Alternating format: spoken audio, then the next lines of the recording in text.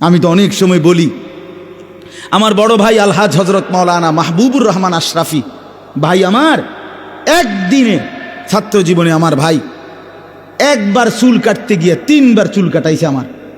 শুধুমাত্র সামনে পিছনে একটু 19-20 হয়েছে চুল কাটতে, আবার যাও সেলুন, আবার যাও, 3বারের পরে কইছে হ্যাঁ এটা আমার সৌভাগ্য যে ভাই আমার দিকে নজর রাখছে। ঘরের বারান্দায়, বাসার বারান্দায় পিড়ি দিয়া না জানি ছোট্ট মোড়া দিয়া বইছি, মা আমারে ভিতরে থেকে হঠাৎ একটু পরে ডাক দিয়া কইতেছে, আনিস ভিতরে এলাও। আমি বাইসা করলাম, মা কি হইছে?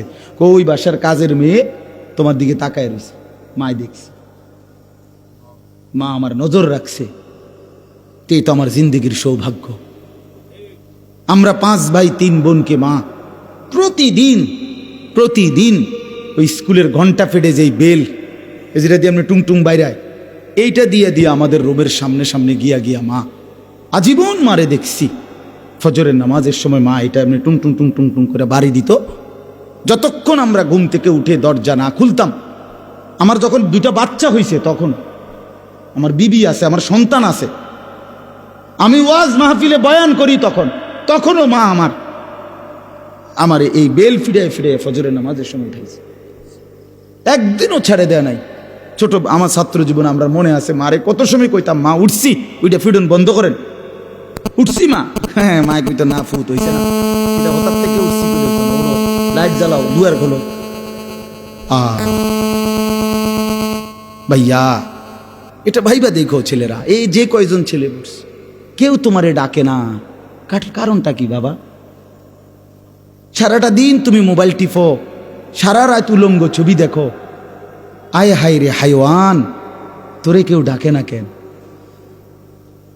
তোরে নিয়ে কেউ ভাবে না কেন? কি মুসিবত তোমার উপরে আসছে তুমি জানো না তো? এই জন্য বাপ, কোরআনুল কারীমে আল্লাহ বলছেন, কুলু ওয়া তামাত্তাউ কালিলান ইন্নাকুম মুজরিমুন।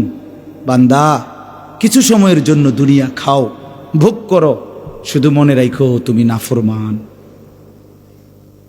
খাইতে দিচ্ছি আমি, অসুবিধা নাই, কোরআন শরীফের আয়াত। সকালে নাস্তা খাইতে বসছো, আল্লাহ বলে বান্দা খাও, অসুবিধা নাই, আটকাইতাম না, শুধু মনে রাখো ফজরের নামাজ পড়ো নাই। রাত 10টা বাজে খাইতে বসছো, নাফরমান বেঈমান, আল্লাহ ডাক দিয়ে বলে ঠিক আছে খাও, খাইতে আমি বাধা দেব না, খানা আমি কুত্তারেও খাওয়াই। হ্যাঁ, আরে নাফরমান, খানা কুত্তারেও খাওয়ায়, কুত্তারেও খাওয়ায়।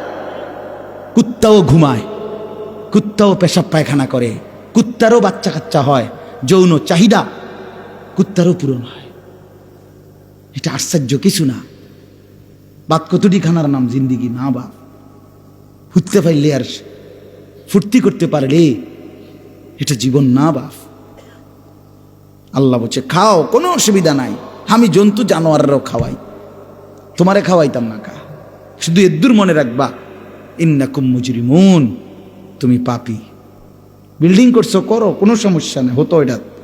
আল্লাহ বলে ঘুমা হও, শুধু খেয়াল রাখবা যেটি সুদের টাকা, কিস্তির টাকা, লোনের টাকা, বাটফারির টাকা, এ কথাটা শুধু মনে রাখ, পরে বুঝইব। হ্যাঁ পরে হিসাব, অন ভাত খাও। ভাতের লাগে আটকাইতাম না আমি, দুনিয়া আমি সবাইকে ভোগ করতে দিই। সরাসরি কোরআন, কুলু ওয়া তামাত্তাউ কালিলান ইন্নাকুম মুজরিমুন। এরপরেই আল্লাহ বলেন ওয়াইলু ইয়াউমা ইদিল লিল মুকাদ্দিবিন। মিথ্যাবাদী নাফরমান, মনে রেখো সেদিন আখিরাতে তোমার জন্য জাহান্নাম। ওয়াদারনি ওয়াল মুকাদ্দিবিনা উলিন নি'মাতি ওয়া মাহহিলহুম কালিলা। আল্লাহ বলে আমার নাফরমান বান্দাকে কিছু সময়ের জন্য দুনিয়া খাইতে দাও, শুধু তারে বলে রাখো ইন্না লাদাইনা আনকালাও ওয়া জাহিমা। আমি তার জন্য আখিরাতে রেডি রাখছি আগুনের শিকল আর জ্বলন্ত আগুন, ওটা তারে বলে দিও। আল্লাহ বলেন ইন্না আ'তাদনা লিল কাফিরিনা সালাসিলা ওয়া আগলালান ওয়া সাঈরা। সমস্ত নাফরমান বেঈমানের জন্য আমি প্রস্তুত করে রেখেছি আগুনের শিকল, আগুনের বেড়ি এবং জাহান্নামের আগুন। শিকল দিয়ে বাঁধিবে। কোরআনুল কারীমের মধ্যে আছে 70 হাত লম্বা শিকল,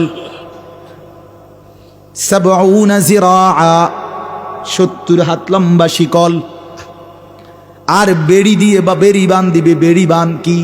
ওই এখন আর আমি আর আমার মাওলানা গাড়িতে বসে বসে এটা মুজাকারা আলোচনা করতেছিলাম।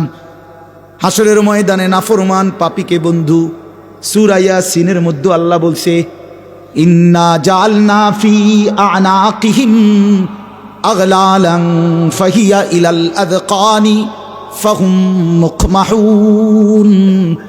আল্লাহ বলে, নাফরমান মনে রেখো, হাসরের ময়দানে আমি আল্লাহ এইভাবে ঘাড়ের মধ্যে 2 হাত এইভাবে ফেরেশতা বান দিবে, এই থুতনির নিচে দিয়া হাত রাখবে, ফলে চেহারাটা উপরের দিকে উঠে যাবে। আর কোনোদিন নাফরমান চোখটাও নিচের দিকে নামাইতে পারবে না। কি ভাবছো বন্ধু তুমি চালাক, আমি বেকুব? আমরা যারা নামাজ পড়ি আমরা বুঝি বোকা? কি মনে করছো আমরা যারা শুধুমাত্র মসজিদের ইমাম আসতে 10,000 টাকা বেতন দিয়া খোদার 12টা মাস চলে বেকুব এই জন্য না? তুমি চালাক। তুমি ভাত খাইয়া বড় হইলে, আমরা কি সিরা খাইয়া বড় হইছি নাকি? বুঝবো না কেন? কথা বলেন না। দুনিয়া না বুঝার কি আছে? কেমনে সুদে টাকা লাগাইতে হয় আমরা বুঝি না? না বুঝার কি? ওই আখেরাত আল্লাহ বলেন আমি বেড়ির মতো বান দেব এইভাবে।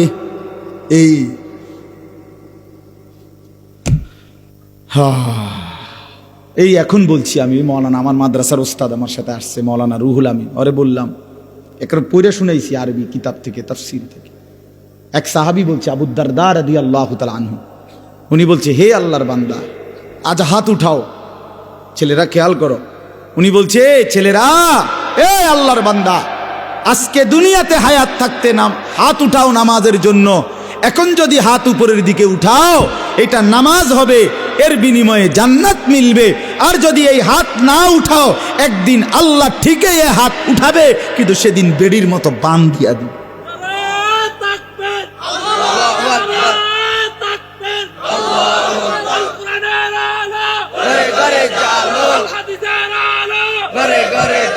বোঝো নাই বন্ধু? হাত তোমার উঠাইতে হবে।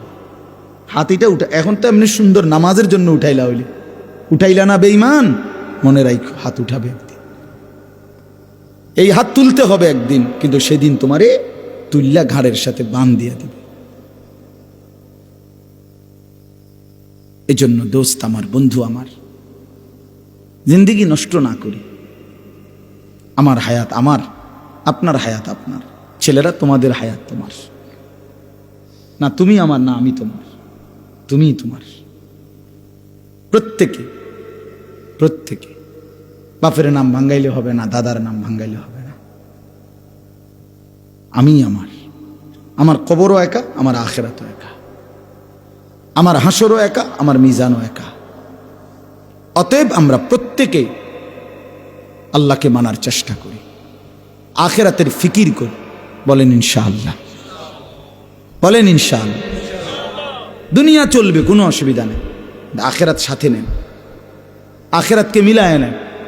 বাজারও করেন, নামাজও পড়েন। কথা বোঝেন না? অসুবিধা কি? বাজারও করেন, নামাজও পড়েন, সংসারও করেন, আল্লাহরও ডাকেন, উপার্জনও করেন, হারাম থেকেও বাঁচেন। অসুবিধা কি? পারবেন, হালাল দিয়েই সংসার চলবে। আর যদি আমি থাকতে আমার পুরা সংসার